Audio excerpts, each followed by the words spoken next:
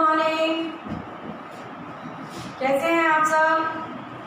बढ़िया। सरकम सेंटर पढ़ाई कर ली होगी आपने, सरकम सेंटर पढ़ लिया होगा। पिछला लेक्चर हमने पढ़ा ट्रायंगल्स का, उसमें मैंने आपको सारे सेंटर्स के बारे में बताया। सरकम सेंटर मतलब क्या, सारे वर्ड्स के मीनिंग समझाए। सरकम सेंटर कैसे बनता है, इन सेंटर कैसे बनता है, सेंट्रॉइड कैसे बनता है और ऑर्थो सेंटर कैसे बनता है। देखिए 2 मिनट लूँगी आपके और 2 मिनट में पूरा रिवाइज वापस कराऊंगी। Circumcentre perpendicular bisector of line segment से बनता है। कोई भी ट्रायंगल है, अगर मुझे सरकम सेंटर बनाना है तो अगर ये ट्रायंगल है तो इसके परपेंडिकुलर बाइसेक्टर, इस लाइन का परपेंडिकुलर बाइसेक्टर ये, इस लाइन का परपेंडिकुलर बाइसेक्टर ये, इन दोनों के इंटरसेक्शन से इस लाइन का परपेंडिकुलर बाइसेक्टर ये, इनके परपेंडिकुलर बाइसेक्टर से इसको हम बोलते हैं सरकम सेंटर। पहली प्रॉपर्टी। सेकंड हमने पढ़ा था इन सेंटर, ये एंगल बाइसेक्टर, ये a/2 है, a/2 है, ये एंगल बाइसेक्टर, ये b/2 है, ये b/2 है। तो ये जो पॉइंट होता है वो I is the incentre, ये I is the incentre, O is the circumcentre. ये सरकम सेंटर,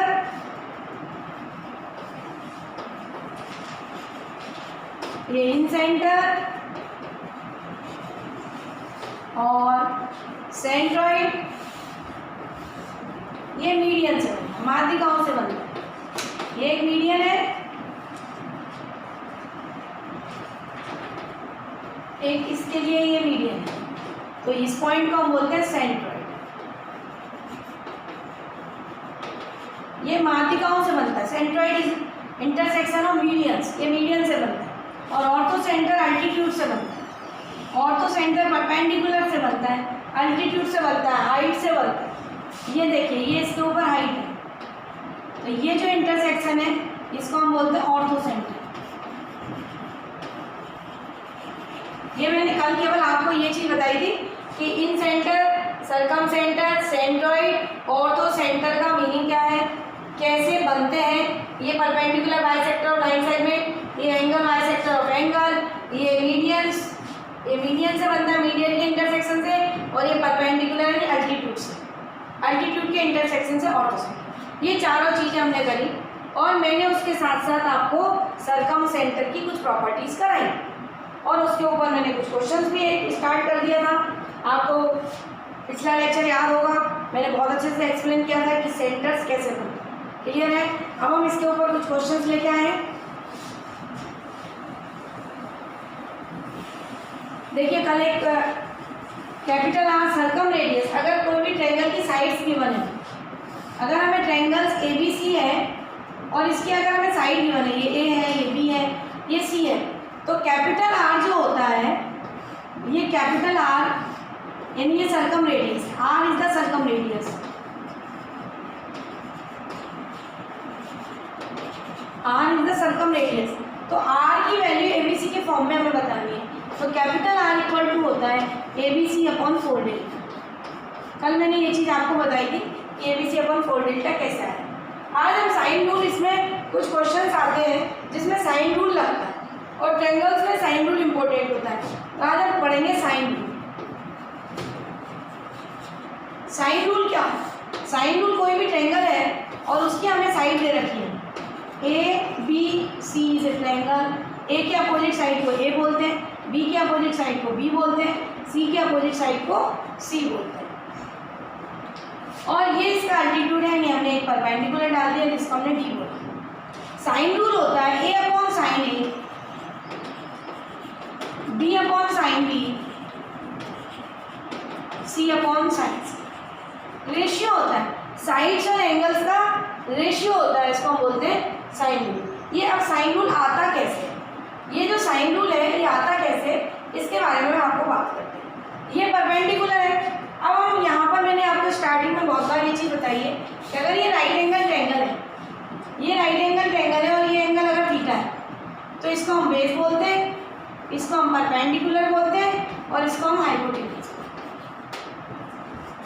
ये बेस, जहाँ एंगल फॉर्म होता है उस लाइन को बेस लाइन बोलते हैं, जहाँ परपेंडिकुलर खड़ा होता है उसको परपेंडिकुलर बोलते हैं और 90 के सामने वाली साइड को हमेशा हाइपोटेनियस बोलते हैं। और हाइपोटेनियस द लॉन्गेस्ट साइड, सबसे लंबी साइड का नाम होता है हाइपोटेनियस। कर्न, कर्न इज द लॉन्गेस्ट साइड, सबसे लंबी साइड जो होती है उसको हम बोलते हैं कर्न। हाइपोटेनियस द लॉन्गेस्ट, ये बेस यानी आधार, परपेंडिकुलर और ये कर्न माने हाइपोटेनियस। अब इसके अंदर हम रेशियो की बात करते हैं, साइन थीटा की बात करना है मुझे। तो साइन थीटा देखिए, साइन थीटा हमारा होता है perpendicular upon hypotenuse. Sine theta होता है हमारा perpendicular upon hypotenuse. Sine theta क्या होता है हमारा, याद करनी पड़ती है ये चीज़ें, बेसिक है। साइन थीटा क्या होता है, पी अपॉन एच। अब यहाँ पर देखिए, अगर मैं इस एंगल में साइन थीटा लगाऊँ, अगर मैं बी के साथ साइन थीटा लगाएं, अगर हम बी एंगल के साथ साइन थीटा लगाएं तो देखिए क्या होगा, ये हमारा परपेंडिकुलर है, ये हमारा बेस है और ये हमारा हाइपोटेनियस है। तो परपेंडिकुलर अपॉन हाइपोटेनियस क्या होगा, sine B. Perpendicular AD upon C equal to क्या होगा, साइन बी। और अगर मैं इस एंगल में भी लगाऊं, इस एंगल के लिए लगाऊं, तो ये बेस होगा, ये हाइपोटेनियस होगा, ये परपेंडिकुलर। तो इस ट्रायंगल में हमारा हो जाएगा AD upon B equal to sine C. देखिए जब मैं इस ट्रायंगल की बात करती हूँ तो एंगल बी आएगा, जब हम इस ट्रायंगल की बात करेंगे तो एंगल सी आएगा। और दोनों में आप देखिए AD क्या है, कॉमन है, तो हम ऐसा लिख सकते हैं AD equal to C sine B और AD is equal to B sine C. अब AD दोनों एक ही ट्रायंगल का अल्टीट्यूड है। AD जो है वो सेम ट्रायंगल का अल्टीट्यूड है, तो दोनों अल्टीट्यूड इक्वल होगा भाई। एक ही परपेंडिकुलर है ABC का, तो वो कैसा होगा, दोनों ट्रायंगल अगर मैं यहाँ से बात करूँ यहाँ से बात करूँ तो एक चीज़ कॉमन है ना, ये एक जैसा है। तो इसको हम क्या कर सकते हैं, इक्वल। जब इक्वल करेंगे तो ये C sine B equal to क्या हो गया, B साइन C। और अगर इसको मैं डिवाइड कर दूँ तो देखिए C साइन C ये यहाँ आ गया और इसको हम इधर ले जाएं तो B अपॉन साइन B। ऐसे ही सिमिलरली अगर ये एल्टीट्यूड यहाँ से डाला हुआ है, ये एल्टीट्यूड यहाँ से डाला है, तो ऐसे ही सिमिलरली क्या बन जाएगा हमारा, जैसे C साइन B है, तो अगर ये एल्टीट्यूड देखिए यहाँ पर, अगर मैंने ये एल्टीट्यूड यहाँ से डाला A B C और ये E है, तो BE इक्वल टू ये एल्टीट्यूड है, तो BE इक्वल टू ये C है, तो C साइन A और BE इक्वल टू ये भी एल्टीट्यूड है, तो BE इक्वल टू अगर ये एंगल C है तो ये क्या है, साइड A है, A साइन C। और वापस से इन दोनों को देखिए, B सेम ट्रायंगल का एल्टीट्यूड है, वापस से इसको इक्वेट करें तो C sine A equal to A sine C, C sine A equal to A sine C, तो C sine A equal to A sine C। तो यहाँ पर इसको नीचे जाएगा, ये यहाँ पर आएगा, तो C upon sine C is equal to A upon sine A। तो आप यहाँ पर देखिए C upon sine C, B upon sine B और C upon sine C, A upon sine A, तो ये सब आपस में बराबर हो गए, तो A upon sine A equal to B upon sine B equal to C upon sine C। इस इक्वेशन को देखिए, इक्वेशन नंबर 1, और इस इक्वेशन को देखिए, ये इक्वेशन नंबर 2। अब इसमें C साइन C दोनों में कॉमन है, तो ये सब आपस में कैसे हो जाएंगे, इक्वल। तो A upon sine A, B upon sine B, C upon sine C, ये हमारा होता है साइन रूल। और कल मैंने आपको साइन रूल को सर्कम रेडियस के साथ रिलेशन भी आपको बताया था, आप वापस से मैं आपको एक्सप्लेन करती हूँ, ये आपको अच्छे से आ गया होगा। A upon sine A, B upon sine B, C upon sine B क्या होता है, साइन रूल। अब साइन रूल को हम सर्कम रेडियस से रिलेट करते हैं। साइन रूल को हम अच्छे से आ गया होगा आपको सामने, साइन रूल को हम सर्कम रेडियस से रिलेट करते हैं। देखिए कैसे करें,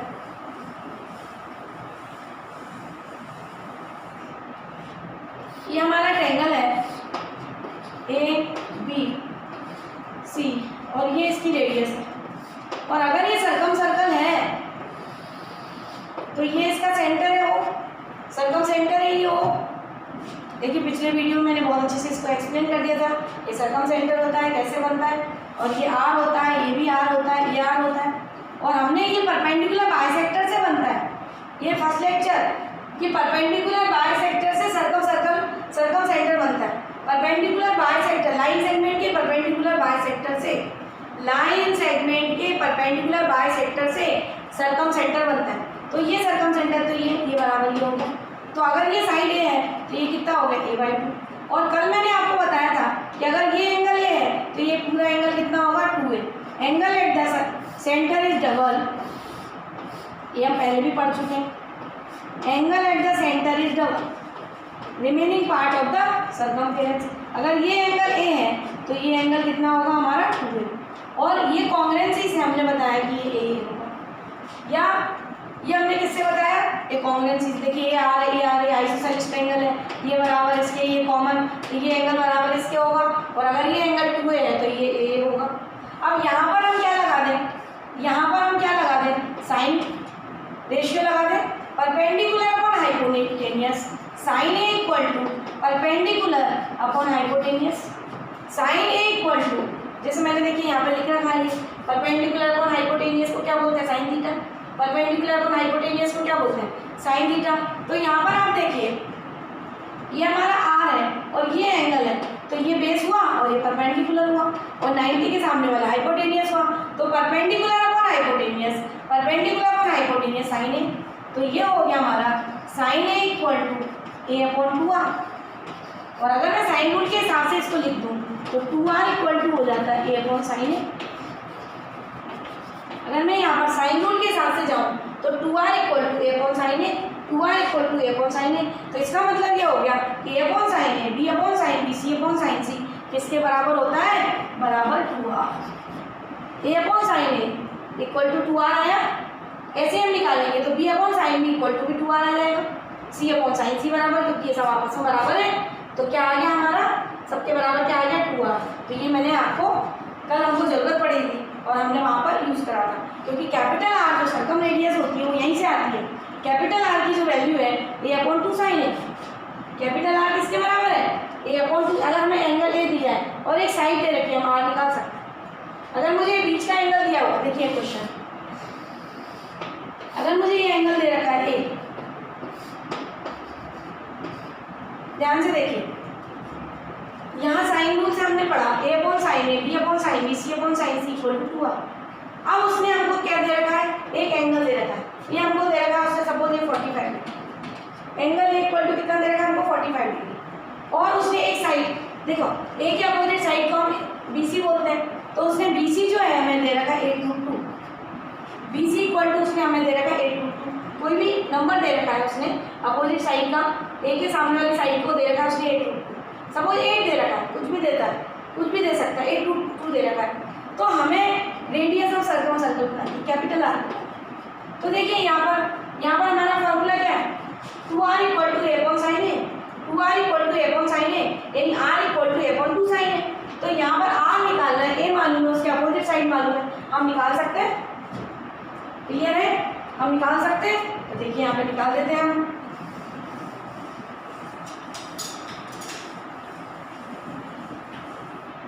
देखिए अब ये r चाहिए, तो ये फॉर्मूला अभी मैंने आपको ड्राइव करा आपके सामने कि sine A equal to A upon 2r। अगर चाहे तो यहाँ पे परपेंडिकुलर डाल दें। ये एंगल कितना है, ये 45 है, तो ये भी एंगल कितना हो गया हमारा 45। ये एंगल 45 है तो ये भी 45 हो गया। तो यहाँ पर क्या लग जाएगा, साइन रूल। तो sine rule perpendicular upon hypotenuse, यानी 8√2 का हाफ कितना हो गया, जैसे हम यहाँ पे बोलते हैं a/2, तो यहाँ पे कितना हो गया 4√2।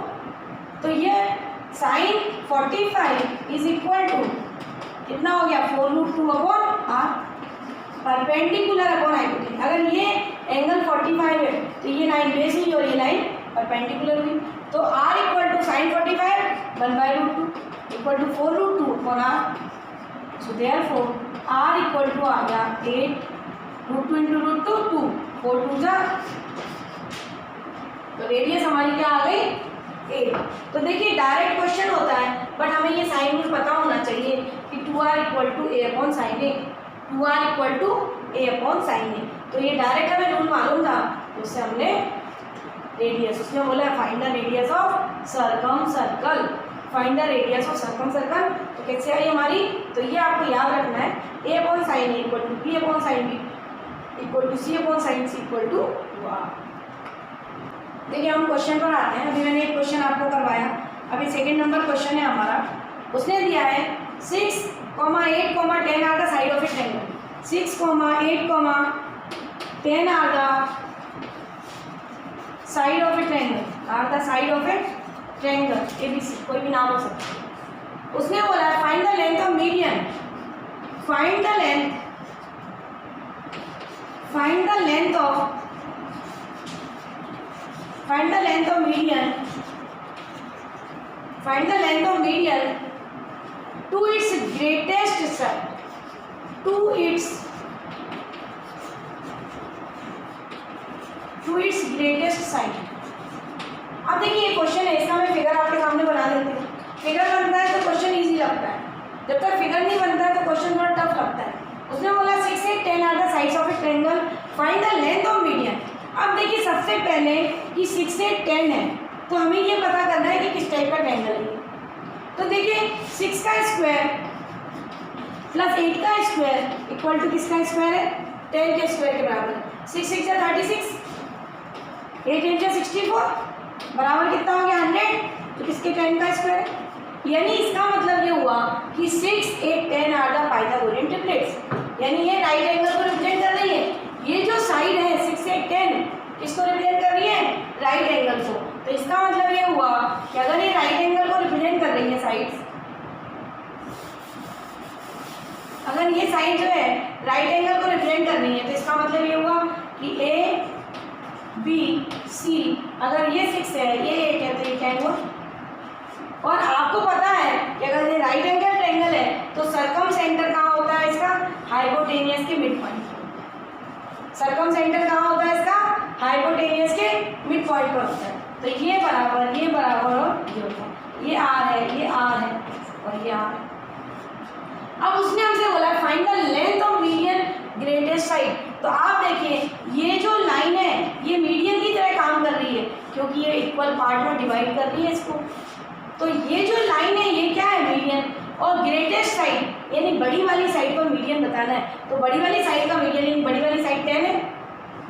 Hypotenuse the longest side, hypotenuse जो है कर्ण वाली भुजा जो होती है सबसे लंबी होती है। हाइपोटेनियस द लॉन्गेस्ट साइड, तो हाइपोटेनियस सबसे लंबी भुजा है। तो ये जो है और ये दो इक्वल पार्ट में, जब अगर ये सर्कम सेंटर होता है, ये उसका सर्कम सेंटर होता है, हाइपोटेनियस का मिड पॉइंट क्या होता है, सर्कम सेंटर। और ये तीनों वर्टाइसेस इक्वल डिस्टेंस पर होता है क्योंकि ये भी आ रहा है ये भी आ रही है। तो ये इसके लिए क्या हो गया, मीडियन। ये लाइन इसके लिए क्या है, मीडियन। माध्यिका है ये इसके लिए क्या है, मीडियन। तो लॉन्गेस्ट साइड पर मीडियन बताना है तो डायरेक्ट हमें मालूम है ये आ रहे ये आ रहे तो ये आ रहे। और R बराबर होता है hypotenuse divide by 2, AC by 2। तो R इक्वल टू कितना हो गया, 10 बाई 2 यानी 5। और ये जो मीडियन है ये भी क्या है, 5। तो मीडियन इक्वल टू क्या हो गया हमारा, 5। ये मीडियन इक्वल टू हमारा क्या हो गया, 5। क्वेश्चन इजी था, लेकिन ये जो पॉइंट है कल हमने पढ़ा था, पिछले लेक्चर में हमने पढ़ा था कि अगर राइट एंगल ट्रायंगल होता है तो सर्कम सेंटर हाइपोटेनियस का मिड पॉइंट होता है। तो सर्कम सेंटर जो होता है वो हाइपोटेनियस का मिड पॉइंट होता है, तो वो उसी प्रॉपर्टी से आया। अब अगर ये मिड पॉइंट होता है तो ये जो लाइन होती है वो मीडियन की तरह काम करती है। अगर ये जो लाइन होती है तो वो क्या रिप्रेजेंट करती है, मीडियन को रिप्रेजेंट करती है। तो इसका मतलब ये लाइन पूछी और ये लाइन क्या है, इसमें R के बराबर है। क्योंकि अगर ये सर्कम सेंटर है, अगर ये सर्कम सेंटर है,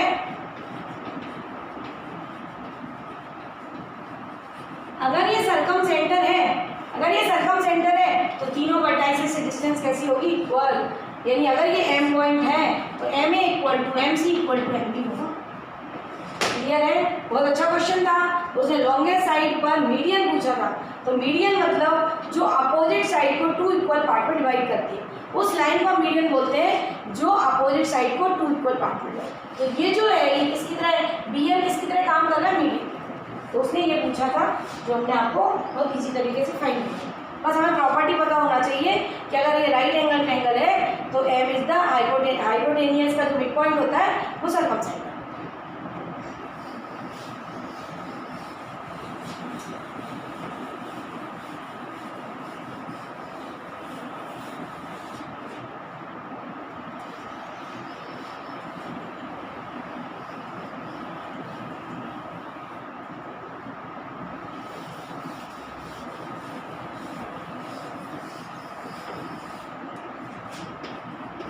देखिए क्वेश्चन नंबर 3।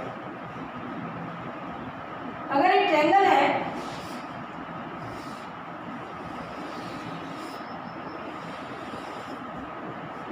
एक ट्रायंगल है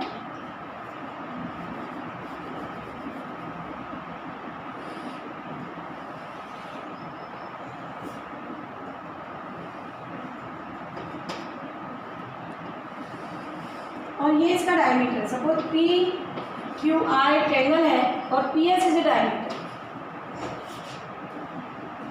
P S is a diameter, P Q R एक ट्रायंगल है, पी क्यू आर एक ट्रायंगल है और P S is a diameter, उसमें पी एस क्या है, डायमीटर है। पी क्यू आर एक ट्रायंगल है जिसमें पी क्यू आर एक ट्रायंगल है जिसमें पी एस एक डायमीटर है और ये जो साइड है ये सपोज 12 दे रखी है, ये 24 दे रखी है। एक साइड 12 दे रखी है, एक साइड 24 दे रखी है और पी एस को बोला उसने ये डायमीटर, और उसने बोला कि P से QR पर परपेंडिकुलर डालते हैं जो 8 है। PM is perpendicular to QR. Find circumradius. Find circumradius.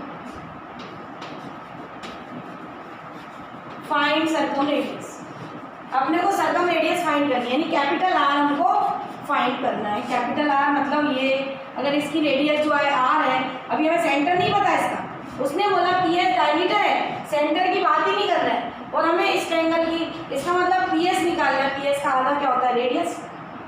अब यहाँ पर देखिए कैसे करें। तो अभी मैंने आपको एक चीज़ बताई थी कि अगर कैपिटल R, अगर मुझे साइड मालूम हो, अगर मुझे साइड मालूम हो तो हम क्या कर सकते हैं। अगर हमें साइड मालूम है, अगर हमें साइड मालूम है तो हम क्या निकाल सकते हैं। अगर हमें साइड मालूम है तो हम रेडियस निकाल सकते हैं। तो कैपिटल R इक्वल टू क्या है, ABC अपॉन 4 डेल्टा। ये देखिए आप, ABC अपॉन 4 डेल्टा होता है। कैपिटल R इक्वल टू, उसने हमसे PS पूछा है, फाइंड द सर्कम रेडियस या find diameter, find PS, find diameter, find. अब देखिए R equal to ABC upon 4 delta होता है। अब यहाँ पर देखिए डेल्टा मतलब क्या है, एरिया ऑफ ट्रायंगल, और ABC यहाँ पर देखिए ये QR एक साइड है जो कि गिवन नहीं है, हम ऐसा लिख सकते हैं इसको, A इक्वल टू उसने कितना दे रखा है 12, A कितना दे रखा है उसने 24, और ये कितना दे रखा है QR, लिख दिया हमने QR में, हमें गिवन नहीं है तो हमने लिख दिया QR, और 4 लिखा है, और उसने बोला है ये डेल्टा क्या है, एरिया ऑफ ट्रायंगल PQR, उस ट्रायंगल का एरिया है, ये मैंने आपको बताया था कि एरिया ऑफ ट्रायंगल होता है। तो क्या होता है area of triangle, half into, अगर एल्टीट्यूड दे रखा है तो half into base into height होता है। एरिया ऑफ ट्रायंगल क्या होता है, अगर हमें ट्रायंगल का half into base into area, simple फॉर्मूले में एरिया ऑफ ट्रायंगल क्या होता है, half into base into height. Height कितनी दे रखी है 8, हाइट कितनी दे रखी है 8, हमने 8 लिख दिया। तो यहाँ पर देखिए QR से QR कैंसिल हो गया, 2 2 जा 4 हो गया, 2 6 जा 12 हो गया, 8 3 जा 24 हो गया, यानी R इक्वल टू हमारे पास आ गया 80। R इक्वल टू हमारे पास कितना आ गया 80, और R क्या है, रेडियस ऑफ, इस फॉर्मूले से R क्या है, रेडियस ऑफ सर्कम सर्कल, और उसने हमसे डायमीटर पूछा है। अगर हमारे पास R आ गया 80 तो डायमीटर कितना हो गया 2R, यानी 2 इंटू 18 36। क्लियर है। अगर हमको देखिए इस फॉर्मूले का हमने यूज़ करा, ABC अपॉन 4 डेल्टा का यूज़ करना है। अगर हमें साइड मालूम है तो हम रेडियस ऑफ सर्कम सर्कल निकाल सकते हैं। रेडियस ऑफ सर्कम सर्कल क्या होती है, R equal to ABC upon 4 delta. ABC की वैल्यू थी A, B और ये C है, और डेल्टा मतलब एरिया ऑफ ट्रायंगल, यानी half into base into height. इससे हमने एरिया ऑफ ट्रायंगल निकाल लिया, सारी वैल्यू रख दी, और ये दोनों चीज़ों में आ रहा था तो ये हमारा कैंसिल हो गया, QR की हमें जरूरत ही नहीं पड़ी, तो इससे हमारा R आ गया। R आ गया तो हमारा PS से डायमीटर। तो देखिए ABC ये जो सर्कम रेडियस है, और अगर मैं साइड गिवन है तो कैसे फाइंड करते हैं, आपको क्लियर हुआ होगा। 4th नंबर क्वेश्चन पर हम आते हैं। देखिए एक क्वेश्चन है, ये सर्कल है और ये इसका डायमीटर है, ए बी से डायमीटर। अब यहाँ पर ए बी डायमीटर दे रखा है और उसने हमको बोला है कि ये लेंथ 6 है, ये लेंथ 8 है और इसके ऊपर जो परपेंडिकुलर है n, तो हमें ये nx निकालना है, इसकी हमें वैल्यू निकालना है। और A B is a diameter, A B is a diameter, A B diameter है, ये सपोज पी पॉइंट, ये सी पॉइंट है और C N is perpendicular, C N is perpendicular to A B, A B के ऊपर सी एन क्या है, perpendicular. हमें एक्स की वैल्यू निकालनी है। तो देखिए हम वापस से जो अभी मैंने एक फॉर्मूला आपको बताया हम लगा सकते हैं। हमें एक्स चाहिए, एक्स चाहिए, अगर एक्स चाहिए तो राइट एंगल ट्रायंगल है तो मुझे सी एन निकालना पड़ेगा, सी एन निकल जाएगा, पाइथागोरस लगाएंगे ही निकल जाएगा। तो सबसे पहले तो हम क्या करें, हमें मालूम है सबसे पहले अगर राइट एंगल ट्रायंगल है तो हमें सर्कमरेडियस का फॉर्मूला पता होना चाहिए। अगर हमें साइड मालूम है, अगर ए बी सी साइड मालूम है तो आर इक्वल टू होता है ए बी सी अपॉन 4, ये आपको अच्छे से पता है, R equal to A B C upon 4 delta. अगर किसी ट्रायंगल की साइड्स मालूम है तो सर्कमरेडियस का फॉर्मूला होता है A B C upon 4 delta. तो आर इक्वल टू, अब आर इक्वल टू हो गया हमारा, ए बी से डायमीटर दे रखा है। देखिए अब ए बी यहाँ पर ये जो दे रखा है ये राइट एंगल ट्रायंगल होता है, ये angle in the semi circle, ये 90 डिग्री होता है, angle in the semi circle is right angle.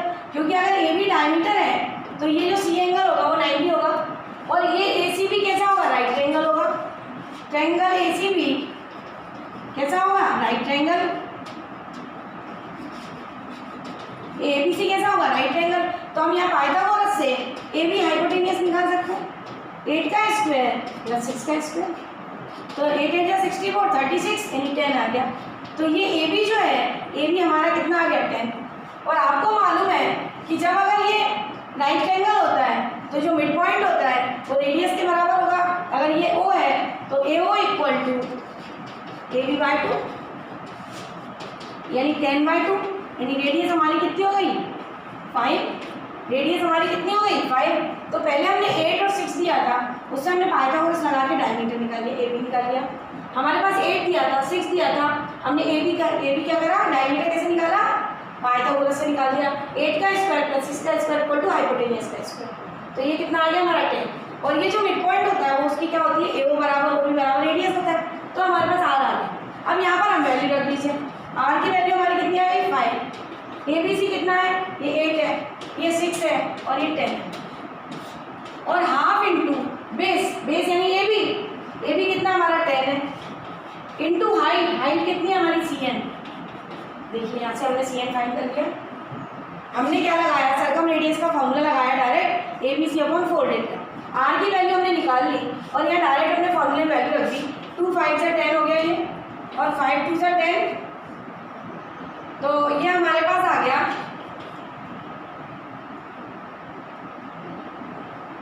ये हमारे पास आ गया C N equal to 8 into 6 into 2 upon 5। C N equal to आ गया half into base into height, half into base into height C N. और ये radius के बराबर होता है, रेडियस हमारी कितनी है, 5। तो ये हमारे पास आ गया। अब यहाँ पर देखिए ये सी एन आ गया। जब सी एन की वैल्यू हमारे पास आ गई,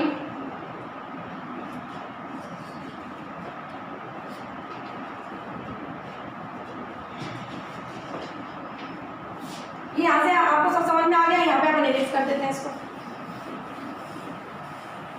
ये हमने फॉर्मूला लगा दिया, half into base into height, 2 5 से 10, 5 2 से 10 और 8 इंटू 6 इंटू 2 अपॉन 5। ये हमारा क्या आ गया, सी एन आ गया। अब यहाँ पर देखिए सी एन ये है और ये हमारे पास 6 है, तो हम ये निकाल सकते हैं। तो C B equal to in triangle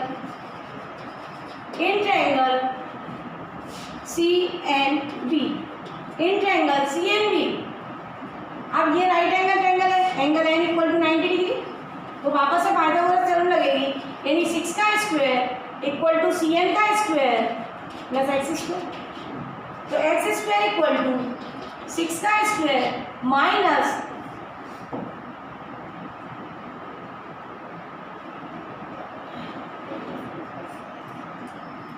ये 4 टाइम्स होता है, ये हमने यहाँ पर 4 टाइम्स नहीं लिखा है, यहाँ पर ये 4 टाइम्स 4 ए भी होता है, 4 इंटू एरिया ऑफ ट्रायंगल। तो यहाँ पर कितना आ गया, ये 4, तो ये हो गया 4 टू सा 8, तो ये हो गया हमारे पास 24। तो सी एन की जो वैल्यू है, सी एन की वैल्यू आ गई 24/5, सी एन की वैल्यू आ गई हमारे पास 24/5। ये हमारा 4 डेल्टा होता है, हमने यहाँ पर 4 नहीं लिखा था, 4 लिख दिया, तो 4 से 4 टू जा 8 कट जाएगा, हमारे पास क्या आ गया 24/5, तो 24/5 का होल स्क्वायर। क्लियर है। यहाँ इस वाले ट्रायंगल में हमने पाइथागोरस थ्योरम, इस वाले ट्रायंगल में पाइथागोरस थ्योरम लगा, तो एक्स स्क्वायर इक्वल टू 6 का स्क्वायर माइनस सी एन का स्क्वायर। क्लियर है। अब हम इसकी एक्स की वैल्यू निकाल लेते हैं।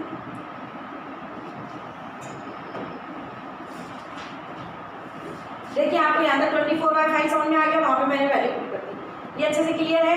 हमने कहाँ पे वैल्यू रखी, ABC अपॉन 4 डेल्टा, ए की वैल्यू 8 है, बी की वैल्यू 6 है, सी की वैल्यू जो हमने निकाली AB की वैल्यू कितनी आई थी हमारी 10, जो 10 रखी, और 4 delta half into base into height, तो इससे हमने क्या निकाल लिया CN की वैल्यू कितनी आई 24/5। अब हमने यहाँ पर क्या लगाई पाइथागोरस, 6 का square equal to this square plus this square, तो X square equal to this.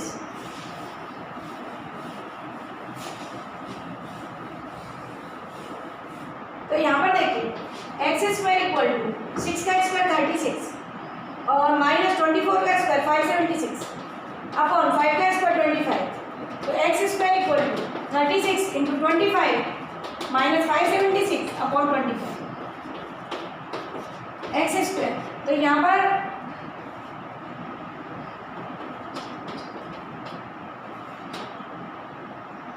ये 900 माइनस 576 अपॉन 25, तो ये हमारे पास आ गया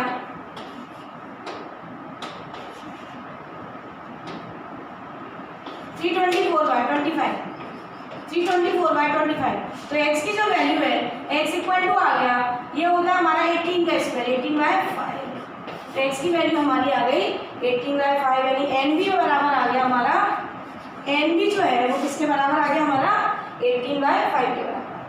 तो क्वेश्चन समझ में आया कि सबसे पहले सर्कमसेंटर हमें पता होना चाहिए, उसका फिर फॉर्मूला याद होना चाहिए कि सर्कम रेडियस अगर राइट एंगल ट्रायंगल है तो जो सर्कम रेडियस होती है वो ABC अपॉन 4 डेल्टा होती है। सर्कम रेडियस क्या होती है ABC अपॉन 4 डेल्टा, वो फॉर्मूला लगाया, फिर वापस से हमने क्या लगा दी पाइथागोरस। क्लियर हुआ। 18/5 आया, आंसर समझ में आया आपको, 18/5 कैसे आया। देखिए हमारे पास क्वेश्चन है, ये सर्कम सर्कल है, देखिए ट्रायंगल है हमारे पास, ABC एक ट्रायंगल, एक BC एक ट्रायंगल है और O is the circumcentre. ABC is a triangle, O is the circumcentre, और हमको सेंटर से दो लाइन पास होगी, ये D है और ये E है, ये हमारा O है, इन दोनों को हमने ज्वाइन किया। ये एंगल हमको दे रखा है 40 डिग्री, ये एंगल हमको दे रखा है 40 डिग्री, और ये एंगल हमको दे रखा है 35। हमको ये वाला x निकालना है, ये x एंगल निकालना है, देखिए कैसे निकालना है। ये O is the circumcentre, O is the circumcentre, angle A जो है सर्कमफेरेंस का एंगल कितना दे रखा है 40 डिग्री, तो ये जो एंगल हमें 35 दे रखा है, हमें find the angle of D निकालना है, यानी EDB हमें निकालना है। तो यहाँ पर देखिए आपको मालूम है कि angle at the centre is double, ये बहुत अच्छे से आपको आना चाहिए कि अगर ये सर्कमफेरेंस पर एंगल A है तो ये क्लियर होगा। सर्कमफेरेंस पर एंगल अगर A है तो सेंटर पर बना हुआ एंगल डबल होता है, सर्कमफेरेंस के एंगल से सेंटर पर बना हुआ एंगल डबल होता है। तो अगर ये 40 है तो angle A angle BOC twice of angle A, यानी 2 इंटू 40, तो कितना हो गया 80। जब ये 80 हो गया तो आप यहाँ पर ध्यान से देखिए, अगर ये 80 हो गया तो ये लाइन है, ये लाइन है और ये, तो ये जो है ये इसके लिए, अगर मैं इसकी बात करूँ तो ये जो है, अगर मैं यहाँ पर देखूँ, अगर ये मेरा 80 आया, ये मेरा 80 आया ये वाला, तो यहाँ पर जाएंगे तो ये एंगल हमारा कितना हो जाएगा 100 लीनियर पेयर से, ये एंगल कितना हो जाएगा वर्टिकली अपोजिट बोले तो अंदर का एंगल कितना हो जाएगा, अगर ये एंगल मेरा 80 है, अगर ये मेरा एंगल 80 है तो वर्टिकली अपोजिट से वापस से 80 हो जाएगा। ये अगर 80 है तो ये वर्टिकली अपोजिट 80 हो गया, एक ही बात है। या फिर मैं बोलूँ कि ये एंगल जो है, अगर अगर ये 80 था तो ये लीनियर पेयर से कितना हो गया 100, ये लीनियर पेयर से कितना हो गया 100। और exterior angle equal to opposite interior angle, अगर ये x है और ये 35 है तो ये एंगल आ जाएगा exterior angle equal to opposite interior angle, यानी कि 35 प्लस x इक्वल टू 100। तो x इक्वल टू कितना हो गया 100 माइनस 35, तो x की वैल्यू हमारी कितनी आ गई 65। तो x की वैल्यू आ गई। देखिए बहुत इजी था, मतलब बहुत कोई टफ नहीं था क्वेश्चन। हमें पहले सेंटर एंगल निकालना था। सेंटर एंगल कैसे आता है, angle at the centre is double, तो ये आ गया। इससे हम या तो अंदर जाए तो वर्टिकली अपोजिट हो गया, तो this plus this equal to 180, उससे निकालें। या फिर ये एक्सटीरियर एंगल है, तो यहाँ से हम लीनियर पेयर से यहाँ पहुँचे, तो ये 80 का क्या हो गया यहाँ पर 100 हो गया, और 100 angle sum of interior angle के बराबर होता है। Exterior angle equal to sum of opposite to interior angle, exterior angle equal to sum of opposite to interior angle. तो एक्स इक्वल टू क्या आ गया हमारा 65 डिग्री, एक्स इक्वल टू क्या आ गया 65 डिग्री। क्लियर है। अब next question 6 number, question number 6।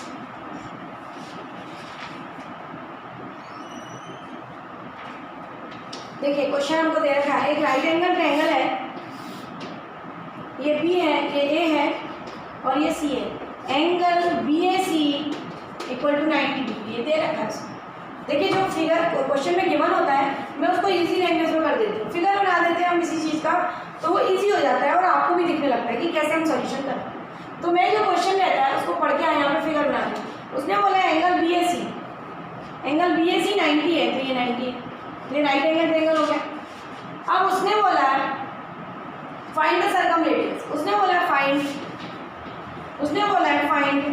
Are upon A B, उसने बोला है आर अपॉन ए बी, उसने हमसे बोला है आर अपॉन ए बी। देखिए कैसे निकालेंगे,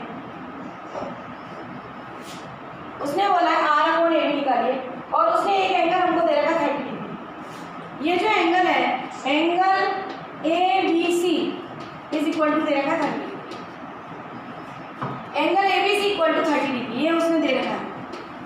और अब उसने हमसे बोला है find the capital R upon A B, यानी circumradius, ratio of circumradius to side, ratio of circumradius, R is the circum radius,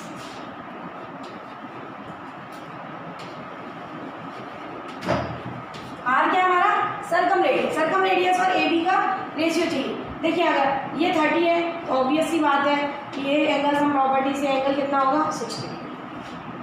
अब यहाँ पर देखिए कि जब अगर ये सर्कम रेडियस होती है राइट एंगल ट्रायंगल में, सर्कम रेडियस जो है हाइपोटेनियस के मिड पॉइंट पर होती है, इसका मिड पॉइंट, तो ये कैपिटल आर होता है और ये भी कैपिटल आर, यानी बी सी इक्वल टू हमारा कितना हो गया 2r, बी सी जो है हमारा कितना हो गया 2r।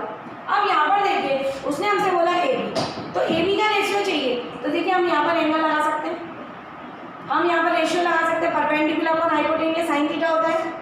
परपेंडिकुलर अपॉन हाइपोटेनियस में आपको पहले भी बता दिया है, अगर ये एंगल थीटा है, ये परपेंडिकुलर है, ये हाइपोटेनियस है, तो साइन थीटा जो होता है वो पी अपॉन एच होता है। साइन थीटा क्या होता है पी अपॉन एच होता है। तो यहाँ पर देखिए अगर हमने साइन 60 लगाया, साइन 60 परपेंडिकुलर में A B upon 2r, perpendicular upon hypotenuse किसके बराबर है 2r। अगर राइट एंगल ट्रायंगल है तो मिड पॉइंट जो होता है वो सर्कम सेंटर होता है। अगर हाइपोटेनियस जो है, मिड पॉइंट जो होता है हाइपोटेनियस का वो क्या होता है सर्कम सेंटर होता है, और उसका मिड पॉइंट जो है अगर देखो ये रेडियस के बराबर होता है, ये सपोज एम ओ है तो ये ओ बी बराबर ओ सी बराबर आर होता है। साइन 60 आपको मालूम है √3/2 होता है, तो √3/2 equal to A B upon R, A B upon 2r, ये 2 से 2 कट गया।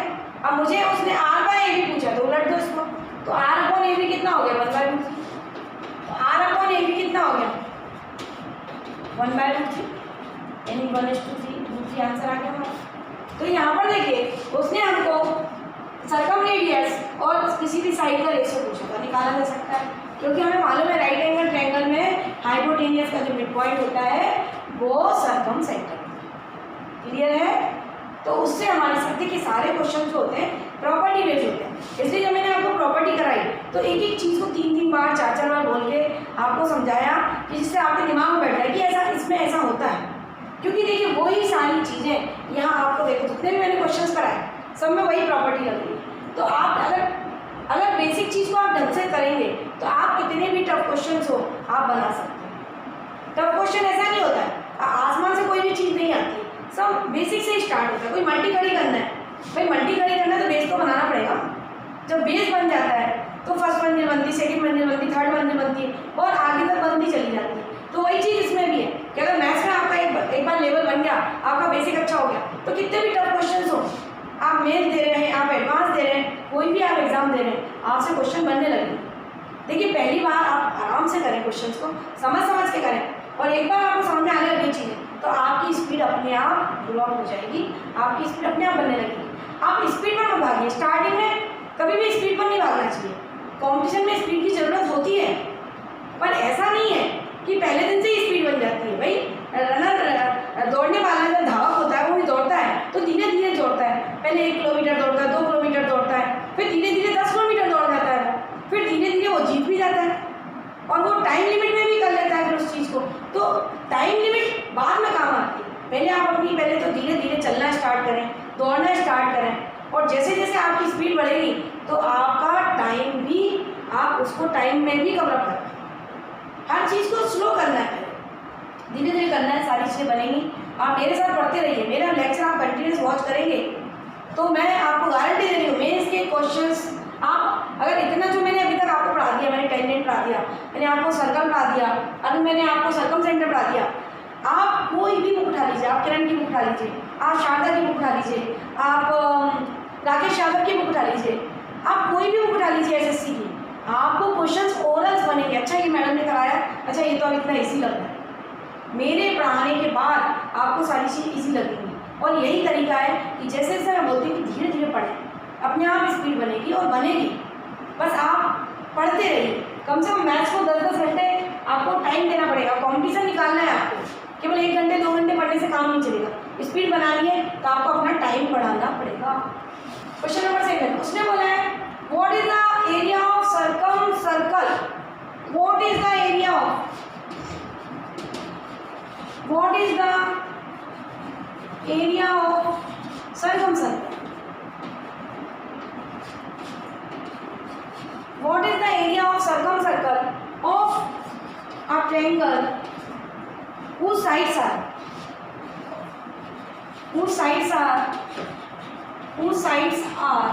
6, 8, 10, 6, 8, 10 respectively।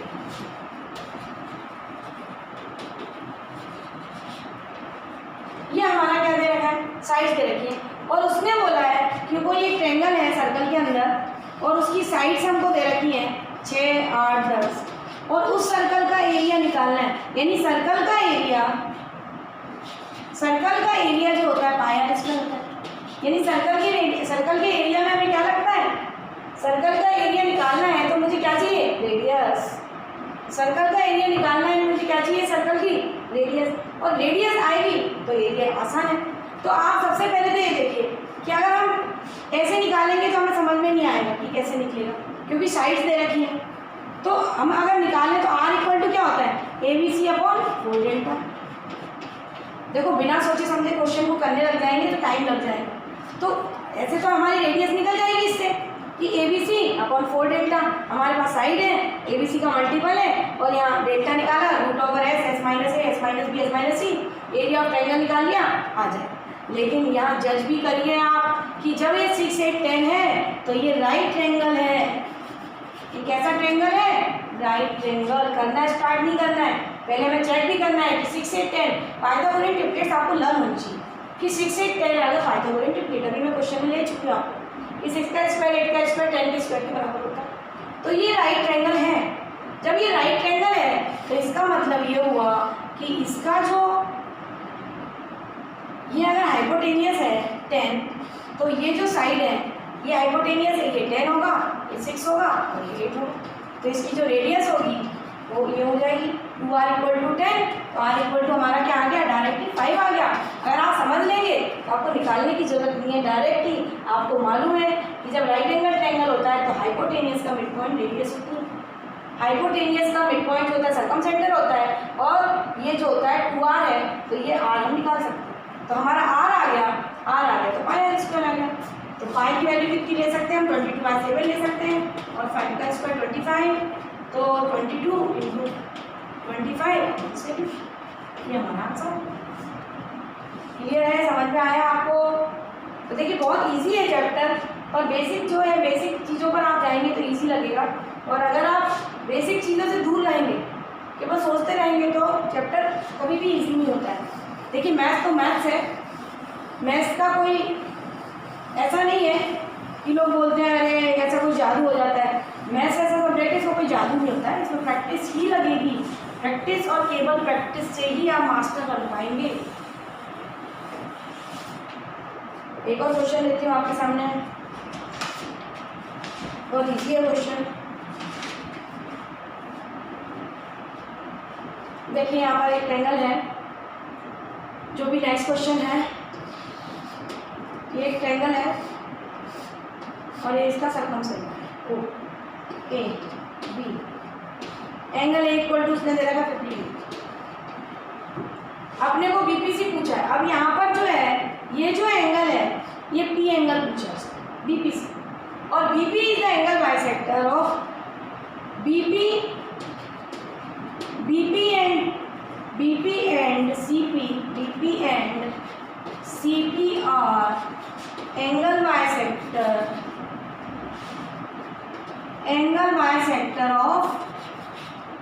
Bisector of OBC and OBC. O angle OBC and angle OCB। यहाँ पर देखिए ये एंगल A दे रखा है 50 डिग्री, और ये एक पॉइंट है हमारे पास P, एक P पॉइंट है। P पॉइंट यानी BP जो है वो एंगल बाइसेक्टर है OBC का, ये CP जो है एंगल बाइसेक्टर है OCB का। तो हमें क्या निकालना है, फाइंड द एंगल BPC। अब आप ध्यान दीजिए, ये वाला एंगल हमें निकालना है। अब आप देखिए ये वाला मैंने आपको कितनी बार बताया है कि अगर ये है ये 50 है तो ये कितना हो गया 100। ये 50 है तो ये एंगल हमारा कितना हो गया, सेंटर पर नौ एंगल डबल होता है। तो एंगल P कितना, एंगल O इक्वल टू कितना हो गया 100। अब O इक्वल टू आप ध्यान से देखिए, ये वाला जो एंगल है O है, ये B है, ये C है, और ये हमारा 100 है। तो एंगल B और एंगल C कितना आ गया, 40 आ गया, क्योंकि ये हमारी रेडियस है। तो बेस एंगल इक्वल होंगे, तो ये हमारे कैसे आ गए एंगल सम प्रॉपर्टी से, ये 100 है, ये 40 है, ये 40 है, तो ये कितना आ गया 40 आ गया। अब उसने बोला इसका एंगल बाइसेक्टर और इसका एंगल बाइसेक्टर, यानी एंगल बाइसेक्टर की अगर हम बात करें तो ये O है और ये P है, ये P की बात करें और इसका एंगल बाइसेक्टर है, तो ये 20 हो गया और ये कितना हो गया 20। ये बात समझ आई आपको, ये 20 हो गया और ये 20 हो गया। अब उसने ये वाला एंगल पूछा है, तो एंगल सम प्रॉपर्टी से 180 माइनस 40 कितना आ गया 140। तो एंगल BPC कितना हो गया। क्लियर है, समझ में आया? बहुत अच्छा था क्वेश्चन। एंगल बाइसेक्टर से उसने ये P बना दिया था पॉइंट, तो पहले हमें B निकालना था, C निकालना था। B और C हमने कैसे निकाला, एंगल सम प्रॉपर्टी से, और ये हमेशा ये वर्टाइसेस इक्वल डिस्टेंस पर होती है, तो ये रेडियस थी, तो ये आइसोसेलेस ट्रायंगल हो गया। तो ये बेस एंगल कैसे हो गया इक्वल, अगर ये 100 था तो ये 40 और ये 40 हो गया। फिर उसके एंगल बाइसेक्टर बोले उसने, तो 40 का एंगल बाइसेक्टर 20, 40 का एंगल बाइसेक्टर 20, और वापस से एंगल सम प्रॉपर्टी लगा दी, तो BPC इक्वल टू कितना आ गया 40। तो देखिए आज का लेक्चर आपको समझ में आया होगा, मैं आपसे आशा करती हूँ कि आप मेरे साथ साथ पढ़ाई कर रहे होंगे, लॉकडाउन में बहुत सारा अच्छा पढ़ रहे होंगे। और देखिए मैथ्स कोई शॉर्टकट नहीं होता है, आप अच्छे से दिमाग उठा लीजिए। आप SSC के स्टूडेंट्स हैं और SSC में हायर मैथ्स आता है, SSC का लेवल हाई है, क्योंकि ये UPSC के बाद दूसरे नंबर का एग्जाम होता है, यानी हम इसको मिनी UPSC बोलते हैं। आप भी जानते हैं ये मिनी UPSC है। कोई भी गवर्नमेंट पोस्ट पाने के लिए मेहनत लगती है और गवर्नमेंट का एग्ज़ाम जो होता है वो टफ होता है, इसलिए आप अपना लेवल बढ़ाएं, धीरे धीरे लेवल बढ़ाएं।